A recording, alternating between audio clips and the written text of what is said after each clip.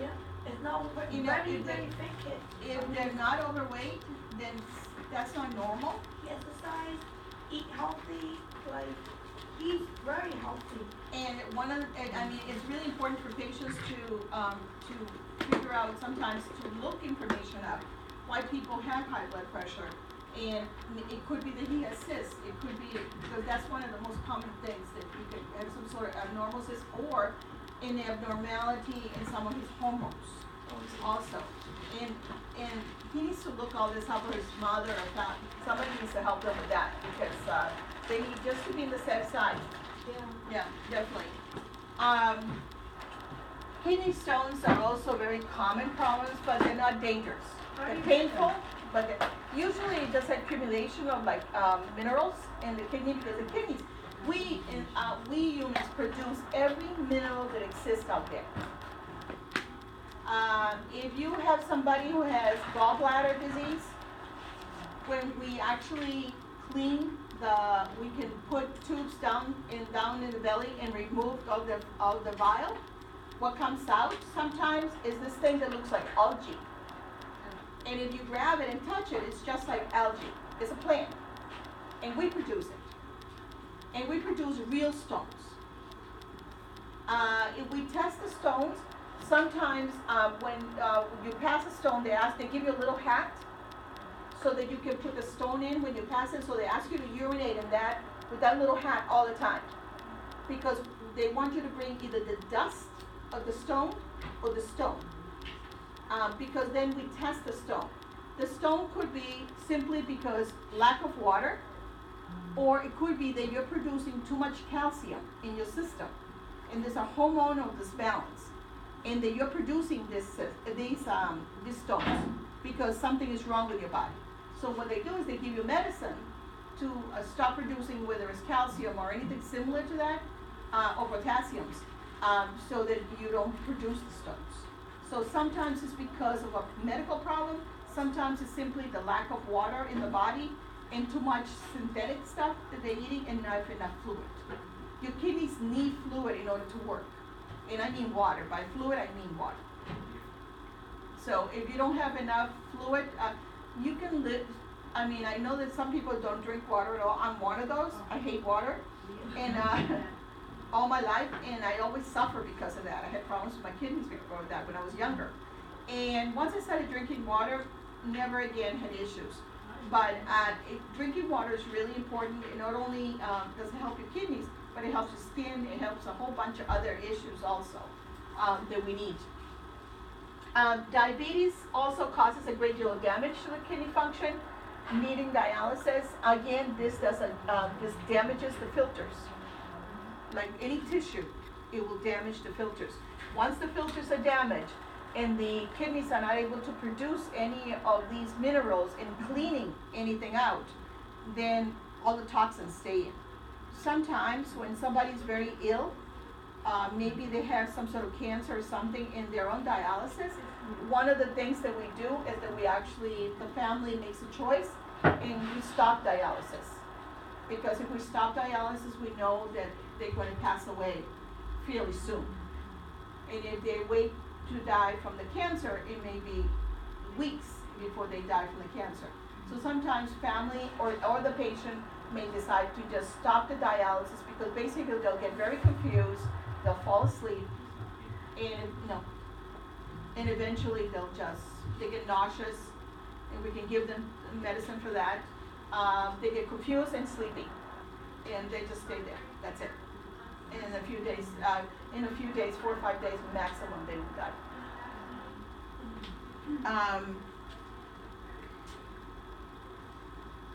Urinary tract infections are also common, especially for women who are diabetic. Diabetics get it a lot because of the high levels of sugar in the urine, so that increases the infections.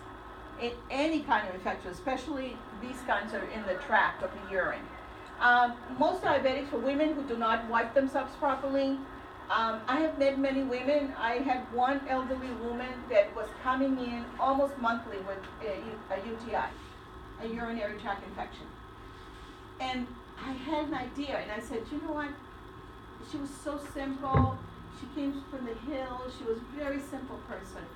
And I said, how could you anything, this lady's not wiping herself properly. And I said to the doctor, I have a feeling this patient, she goes, what do you mean by that?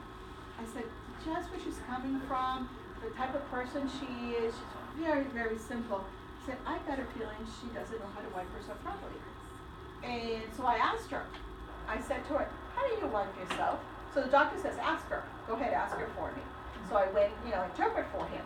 And I asked her, I said, how do you wipe yourself when you go to urinate? And she goes, just like my mother taught me. She was cute. And I said, yeah, can you show me how? Like, which way? And she goes, yeah. I was like, I knew it. So we said to her, we of course did not say to her, that's not how it's done, because her mother taught her. I wasn't going to mess with mama. And, but we said to her, because you keep getting these infections, we're going to teach you a different way of wiping yourself. And so, I said, we're going to teach you a different way, and this way you didn't come back again. And it was so funny because the doctor, she had been seeing in urology a lot, and I work with him a lot. So, and he goes, every time I get somebody who has persistent UTIs, the first thing I ask, how do you wipe yourself? He goes, I picked that up from you. And I say, yeah, because some people, they come from, very simple places and they don't know. I mean, sometimes they learn right and sometimes they don't. So, and I've seen many people who don't know how to do it. So I have learned, and I learned my lesson. So it's like, sometimes you never know. I know this woman just take her own antibiotic.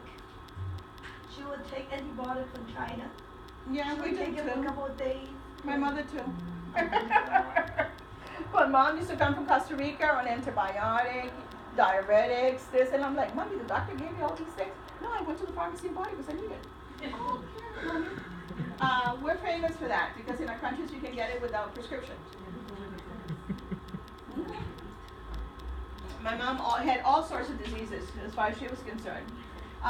Okay, so incontinence is a major issue for women.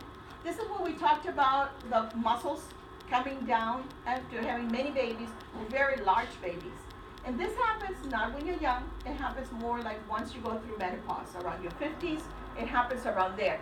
Some women, if the baby was too large and tore them up really bad, they may have started having issues losing their urine every time they lap, or they run or jump. And so if that's the case, you need to see not a urologist, you need to see a urogynecologist, which is a different urogynecologist. And urogynecologists do a special test on you. And what they do is they put I think I may have mentioned, I'm not sure if it was to my group or somebody else, little stickers in all the pelvic area, all the genital area, and that's attached to a computer, and that tells us if the muscle of the bladder is the problem, is it the urethra, that the urethra has muscles too. If the urethra has a muscle problem, or is it your pelvic muscles, they're just too loose and hanging down? Yes. There's two types of gynecology? Gynecologists, yes. There's more than one type. She said, what? Why not? No. The reason why is because gynecologists, because women have much more problems because we deliver babies, so we have many problems. So a urogynecologist is a gynecologist that specializes in bladders also. Because women's bladders get damaged for these other purposes because of babies and stuff. So a regular urologist may not necessarily be the best. Also we have gynecology oncologists. So a gynecologist who is also a specialist in women's cancers of the pelvic area. So yeah, there's many specialties within all those. Yeah, no problem. And the same thing for guys. We have urologists, and we have urologists who specialize with urology and prostate cancer. So that they does both, and some will do one thing. It will send you to see the prostate specialist. It's within the same department too. So they specialize, a lot of specialties, sorry to say. Men, on the other hand, could also have this problem due to the prostate enlargement. So you guys can lose urine also if the prostate puts a lot of pressure. Mostly it's the other way around. If the prostate gets really big, one of the things that happens is that this is where the urethra is, right, for guys. The prostate is right here. This is your prostate, right underneath. So if the prostate gets big, this is what it does. But there's a wall here, so it's actually pinching it. So then guys then all of a sudden cannot pee. And when they try to pee, they have to like push. And actually sometimes they push their bladder to pee. So because the prostate's too big. Now, it is normal for men's prostate to grow bigger as they get older. That is perfectly normal. It just doesn't have to be too big. It just has to be a certain size. But there are medicines we give you like Flonex, Flonase, all these, no, not Flonase, Flonase, no, sorry, for the other end. There's Flomax, and so Flomax, Consodacin, what is it? Consodacin. Yeah, that one also. They, Cialis. Cialis is for erections. Oh, no, for, also for. I know that one, no. The hypertrophy, they cover that too, the Yeah, insurance. for that. the insurance covers that, yeah. Yeah. What is the, because I need that one when I was on the phone, the surgery for incontinence? Surgery for incontinence, it would be to lift Yeah, your pelvic organs. yeah, Either we can lift up the bladder yeah. and lift up the uterus. We can get rid of the uterus and just lift up the bladder too. If we're just gonna do the bladder, we can do it through here and through the vagina. That was here, Normally it's a bladder repair, oh, no. urethroprexis. And so a bladder repair, we lift everything up, and they're known as descensos, like when everything descends down. And we also, if we do the bladder alone, we don't need to do the uterus. Let's say the uterus is perfectly fine, it's high up, which I doubt it, but normally it comes down with it. Or you had the uterus removed already. We can go through the ligaments here and pull the ligaments up. They're holding the bladder and lift it up. We also can do a sling in the urethra. And what we do is the urethra may be down because of the muscles and everything down to relax. And we put this swing in, it looks like a hammock, and lifts the urethra up a little bit, and then you don't pee. Because this way is dribble, dribble, dribble, dribble. So we lift it up a little bit, and this way, then the urine doesn't come out like that. You pee like you normally do. Sometimes it may be too tight, and you may have a problem urinating, but most of the time it works really well for the ladies.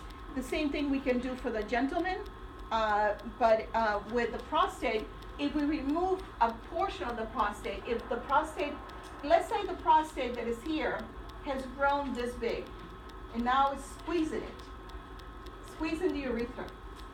We need to get rid of the sucker, because now it's stopping your urination. So sometimes it gets big enough because it says it's right here, it says getting bigger, and it squeezes it, and it causes a lot of problems for men. Sometimes when we remove the prostate, you could also end up with losing your urine without control, and you may have to wear diapers for a while because the muscle needs to get strong enough, and it takes months. So I have a gentleman that he has had it for 10 months now, and in 1% of the cases, it stays for life. In very small percent, and I got a feeling this guy's going that way, and I feel bad. So men, on the other hand, who have this problem due to the prostate, we talked about that. Now, the prostate's the size of a walnut. And since the urethra, I'm going to show you a picture of the prostate right now. Prostate cancer is the most common form of cancer in men. besides skin cancer?